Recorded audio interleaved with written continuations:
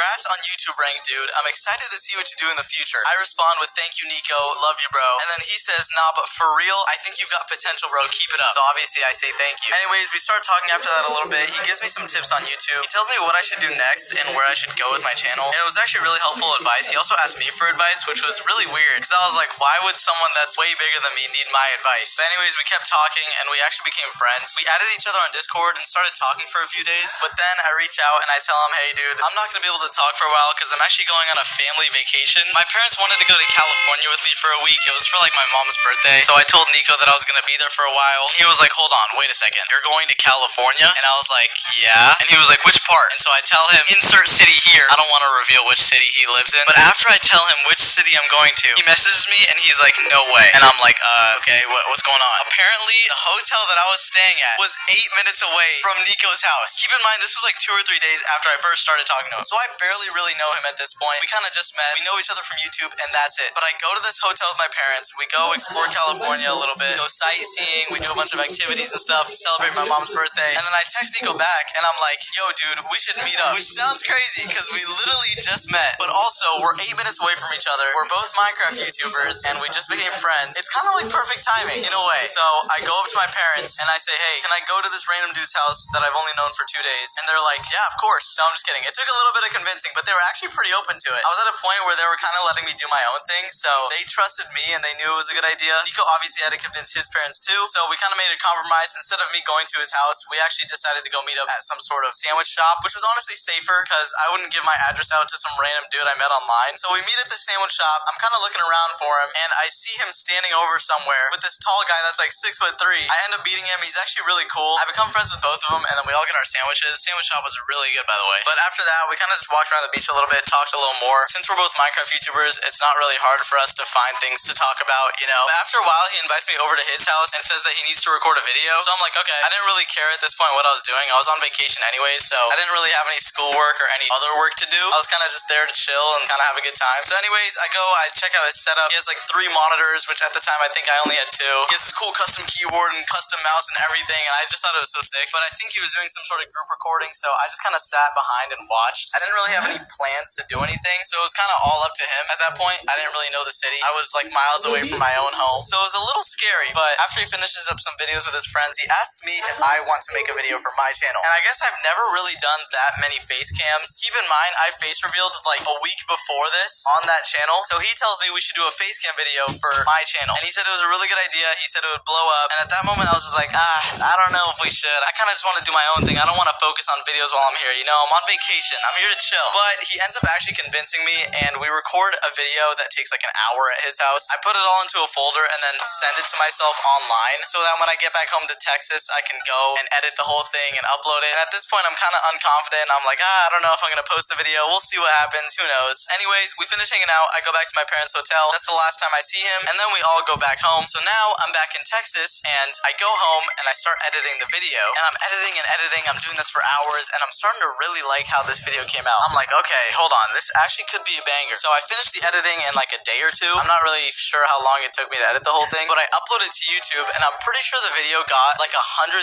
views in the first day. Usually YouTube videos are measured out of 10. So if you have a 10 out of 10 video, that's actually the worst you can get. And if you have 1 out of 10, that's the best video you can get. It's kind of backwards, I know. 10 out of 10 should be the best, but it's the worst. This video, 1 out of 10 is so hard. It was ahead of my 2 out of 10 video by like 70,000 views. That video did so well and the entire community loved it. I think now it's at like 800,000 views, which is insane, but it basically propelled my YouTube channel into being able to do more cool stuff like that. So I kept uploading facecam videos and videos with other YouTubers, and I went from 30,000 subscribers to 100,000 in I think like 2 months just because of that Nico video. So obviously I hit Nico up and I'm like, dude, that video banged. It was amazing. And he was like, yeah, you edited it really nicely. It was a really good job. And so we just kept talking. We were friends for a while. We talked every now and then. We weren't really that close. I'd say maybe we'd call each other like twice a week, but that's mostly it. It kind of just took time, but then we got closer. Over that time, I met 2 other YouTubers. Their names were Ohms and Corey. If you used to watch my YouTube videos, you would know about them. They post Minecraft content. It's really similar, but we all kind of have this friend group going. It's me, Nico, Ohms, and Corey, and we all start calling like every night. We all play video games together, help each other with our videos, and we'd basically just have our own friend group at that point. But keep in mind, I still have this Dead Fear channel, and Nico still has this Not Nico channel. We never started Cash Nico just yet. Fast forward a little bit, we all end up going to California again. This time, it's not just me and Nico, but it's me, Nico,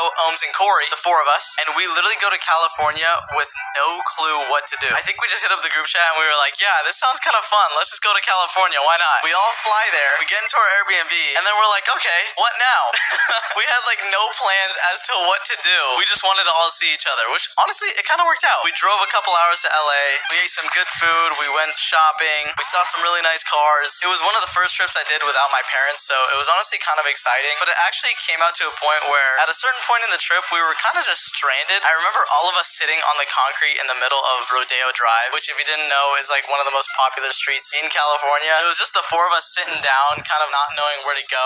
All of us were miles away from our own house, and keep in mind, none of us are adults. We're all still teenagers. But yeah, honestly, now looking back at it, it was one of the most fun times that I've had with them. Even though we were all kind of scared, didn't know where we are, and were worried, we all kind of had each other, so it was not so bad in the moment, I don't think. Anyways, that trip ended. It was kind of sad. We all didn't want to say bye, but we all went back home, and then that's when I had a conversation with Nico. I told him that I wasn't really enjoying my content anymore, and posting on Dead Fear was just getting kind of hard, because it was literally taking me months to edit those videos, and sometimes they wouldn't perform well, so that means I would just spend a whole ton of time on one video just for it to do horribly, and it would be really demotivating. I also just didn't like the content I was doing anymore. I felt like I was just doing them for views, and it kind of ruined the whole aspect for me, so I came up to him and I was like, bro, I just want to try something new. I feel like I would really enjoy doing this and this, but I was like, I wouldn't be able to do it without a partner, you know? I need someone who's motivated and someone who wants to make videos with me and have fun, you know? So honestly, it wasn't too hard of a decision for him. He also really wanted to do it. He said that he wasn't really enjoying the videos on his old channel either because he felt like the editing was too much for him as well. And obviously, the thing we love the most about these videos is recording and kind of being ourselves on camera. So we just wanted to do that as much as possible, which is why we started Cash and Nico. And those channels did amazing from the very start, and they're still doing amazing, which I'm so grateful for. I think we kind of realized like the first month in that this is what we wanted to do forever. It was infinitely better than making videos on our other channels, and we both kind of realized that early on. We had a plan to at least still keep our old channels going in the background, even while doing Cash and Nico, but that didn't stick at all. We completely stopped uploading on those channels, which sometimes I do feel bad about because I did have a fan base on there, but at the same time, I'm gonna prioritize my own